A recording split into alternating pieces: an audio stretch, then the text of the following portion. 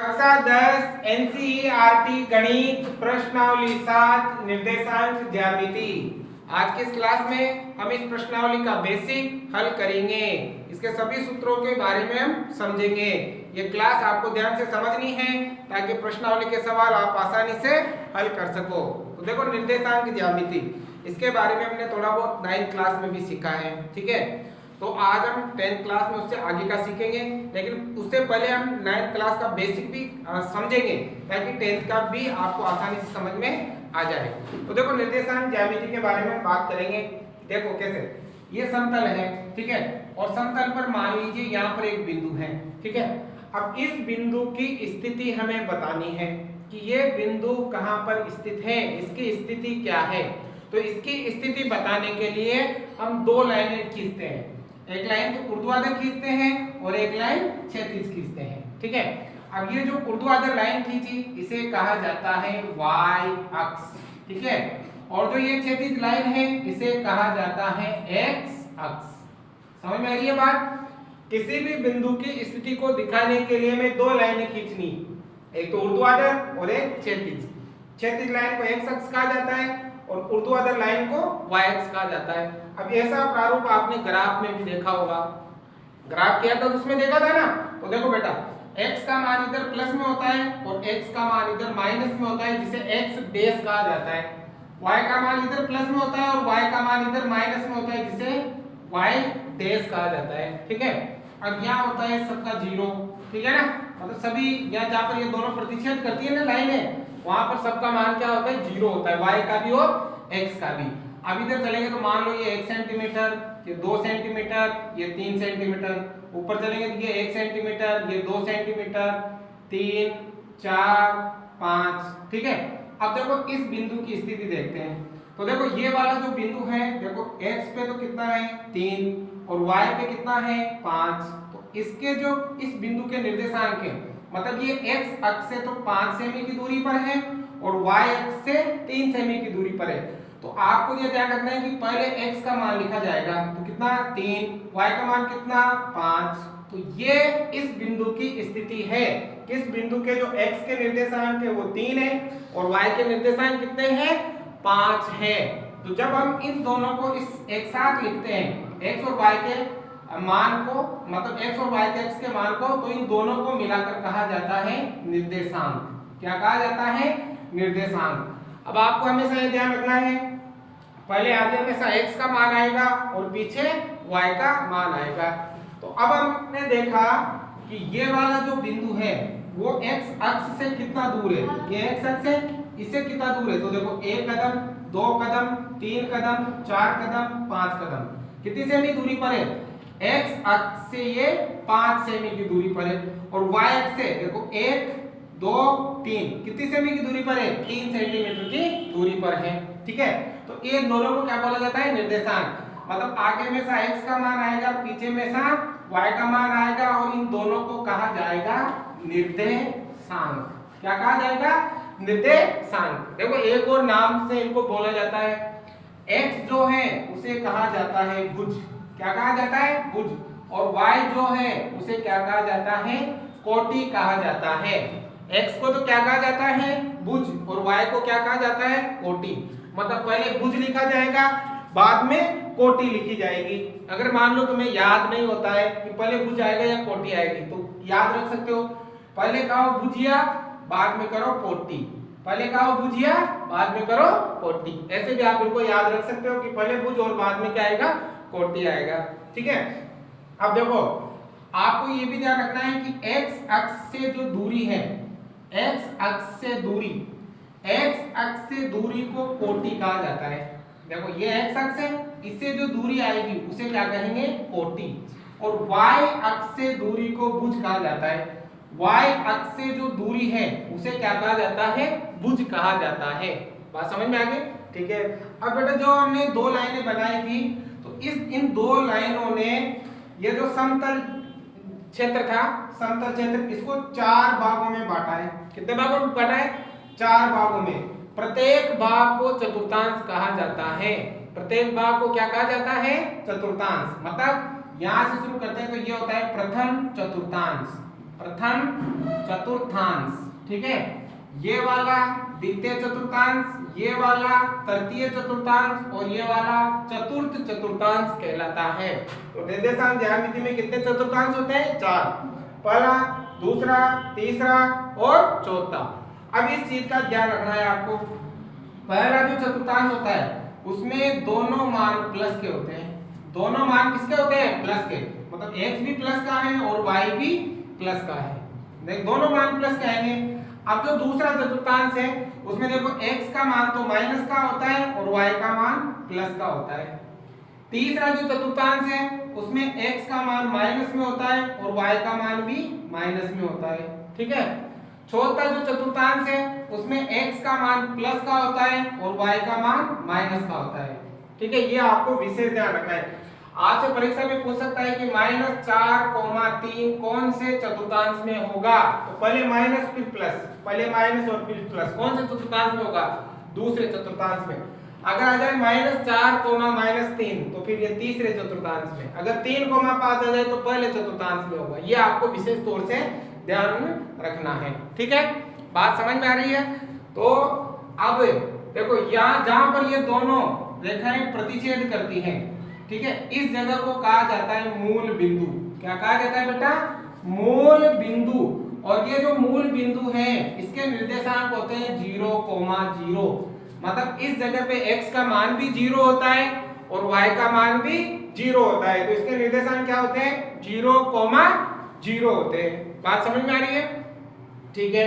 अब अगली चीज आपको ये ध्यान रखनी है कि आपसे एक सवाल आएगा कि x अक्ष से दूरी बताओ। बिंदु 4,3 की x अक्ष से दूरी बताओ। बिंदु 4,3 की x अक्ष से दूरी। तो देखो x अक्ष से दूरी पूछे, वही ले लेता हूं मैं 5,3 ही ले लेता हूं, 3,5, कोई दिक्कत नहीं है, 3,5। अगर x अक्ष से दूरी पूछे तो उत्तर y वाला बताना है और y अक्ष से दूरी पूछे तो उत्तर x वाला बताना है, क्योंकि मैं पढ़ा कि ये x का मान है, ये y का मान है। अब y अक्ष से दूरी पूछे तो आपको क्या बताना है? मतलब x अक्ष से दूरी पूछे तो आपको उत्तर y का बताना है। मतलब x अक्ष से दूरी हो जाएगी आपके कितनी? 5। कितनी हो जाएगी? 5। कैसे? देखो ये 3,5 यहाँ है। अब x अक्ष से दूरी, ये x अक्ष, इससे दूरी देखो 1 2 3 4 5, कितनी होगी? 5। अगर y अक्ष से दूरी पूछता तो 1 2 3, कितनी होती? 3। अगर इसी सवाल में हमसे पूछता y अक्ष से दूरी, ठीक है, तो y अक्ष का उत्तर आपको x वाला बताना है। मतलब y अक्ष से दूरी कितनी बतानी है? 3 बतानी है। समझ में आ गया? तो ये आपके बेसिक था जो हमने 9th क्लास में पढ़ लिया था, लेकिन फिर भी आपको बताना आवश्यक था, तो आपको ये विशेष तौर पे ध्यान रखना है, ठीक है। x अक्ष से दूरी वो कहलाती है आपके कोटि, y अक्ष से दूरी क्या कहलाती है? भुज कहलाती है। चतुर्थांश 4 होते हैं, पहला चतुर्थांश, दूसरा, तीसरा और चौथा, ठीक है। मूल बिंदु के निर्देशांक 0,0 होते हैं। x अक्ष से दूरी पूछे तो y वाला उत्तर बताना है और y अक्ष से दूरी पूछे तो x वाला बताना है।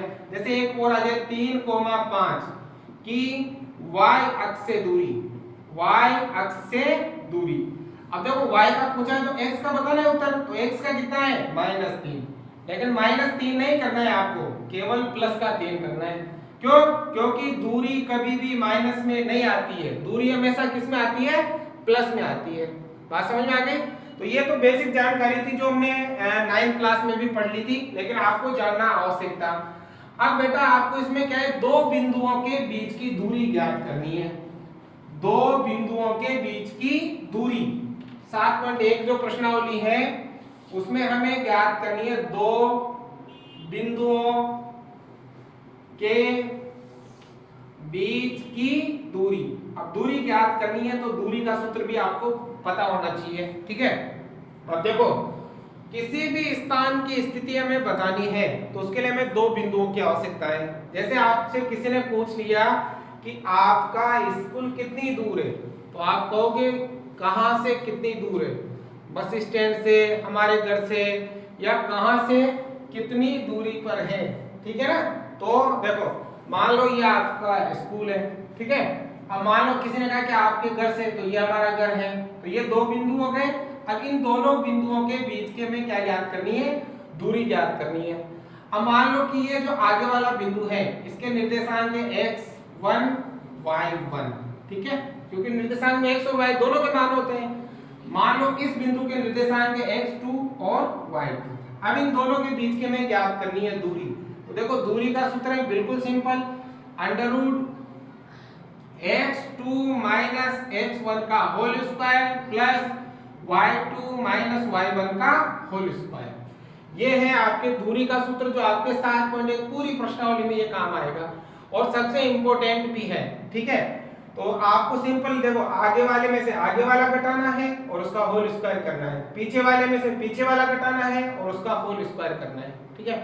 और इसको मैं इतनी शानदार ट्रिक से आपको बताऊंगा, आपको यूं ही समझ में आ जाएगा, आपको सूत्र की आवश्यकता ही नहीं पड़ेगी, लेकिन सूत्र तो आपको याद करना पड़ेगा, ठीक है।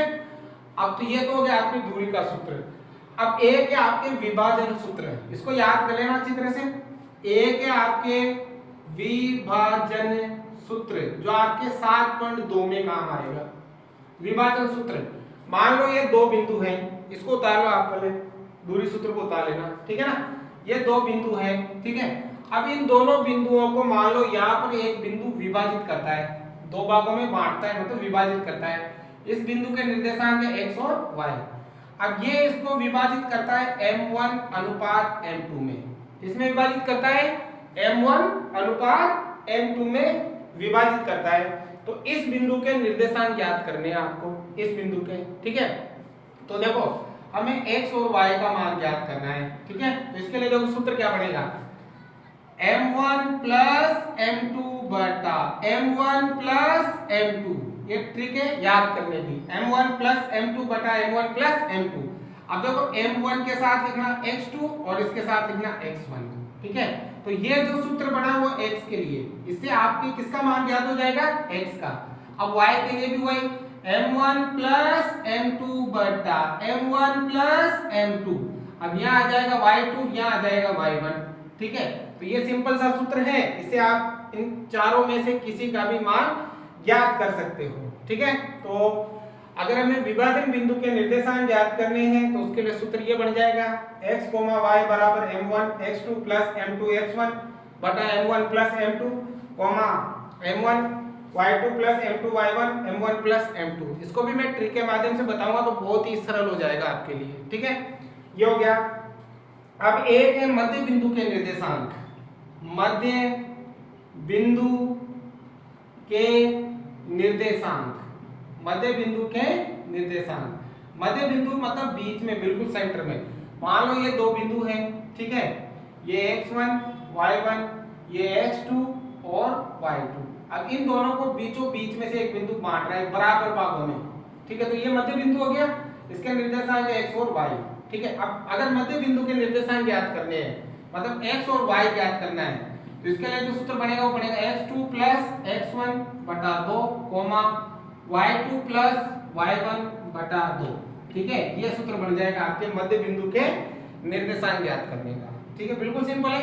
और एक और है लास्ट, त्रिभुज का क्षेत्रफल ज्ञात करने का सूत्र, जो भी मैं आपको ट्रिक के द्वारा ही बताने वाला हूँ। इन सभी सूत्रों को आप अच्छी तरह से याद कर लें, ये भी इंपॉर्टेंट सूत्र है, ये भी इंपॉर्टेंट सूत्र है। बाकी मैं ट्रिक से बताऊंगा आपको सभी को, तो आपको सवाल समझ में आ जाएंगे आसानी से, ठीक है। आप देखो लास्ट एक और सूत्र है, ठीक है बेटा। अब सूत्र क्या है, सूत्र है आपके त्रिभुज का क्षेत्रफल ज्ञात करने का, त्रिभुज का क्षेत्रफल ज्ञात करने का सूत्र है। अब देखो त्रिभुज के क्षेत्रफल के तो बहुत सारे हैं, जैसे 1/2 आधार इंटू ऊंचाई, लेकिन त्रिभुज का क्षेत्रफल ज्ञात करने का सूत्र कब, जब त्रिभुज के तीनों शीर्षों के निर्देशांक दे रखे हो। तीनों शीर्षों के क्या दे रखे हो, निर्देशांक। मान लो ये एक त्रिभुज है, अब इसके तीन शीर्ष हैं, ये वाला, ये वाला, ये वाला। मान लो इसके निर्देशांक है x1 y1, इसके निर्देशांक है x2 y2 और इसके निर्देशांक है x3 y3। तब आप त्रिभुज का क्षेत्रफल कैसे ज्ञात करोगे, जब इसके निर्देशांक दे रखे हो, ठीक है। तो देखो बराबर 1/2 into x कोष्टक y minus y, फिर plus x कोष्टक y minus y, फिर plus x कोष्टक y minus y, ठीक है। तो इस तरह से ट्रिक से ही आपको ये सूत्र याद रखना है। 1/2 x कोष्ठक y माइनस वाई, फिर x कोष्ठक y माइनस वाई, फिर x कोष्ठक y माइनस वाई, ऐसे 3 बार लिखने हैं। लिख दिया।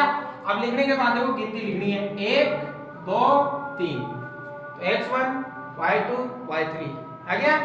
अब क्या करना है, इस a को पीछे दे दो, a को पीछे भेज दो, तो क्या आएगा 2 3 1, ठीक है। फिर क्या करो 2 को पीछे भेज दो, तो क्या आएगा 3 1 2, ठीक है। तो ये बढ़ गया आपका त्रिभुज का क्षेत्रफल ज्ञात करने का सूत्र। अब जब हम प्रश्नावली हल करेंगे ना, तो इन सभी को बहुत ही ट्रिक के माध्यम से, जैसे मैंने सूत्र बताए ट्रिक से, वैसे आपको पूरे सवाल ट्रिक से समझाए जाएंगे। अगर आपको समझ में आया हो तो प्रिंस कोचिंग क्लासेज के YouTube चैनल को लाइक करें, शेयर करें, सब्सक्राइब करें।